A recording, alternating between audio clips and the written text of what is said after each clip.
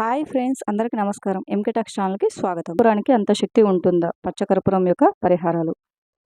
ఇంట్లోని దుష్ట శక్తులను తొలగించుకోవడం కోసం పచ్చకర్పూరాన్ని వాడటం ఎంతో మంచిది.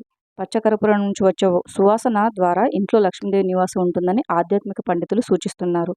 దేవుడి పటాల ముందు, ముఖ్యంగా లక్ష్మీదేవి పటం ముందు గాజు పాత్రలో నీటిని పోసి అందులో పచ్చకర్పూరాన్ని వేసి పసుపు చిటికెడు చేర్చి ఉంచాలి.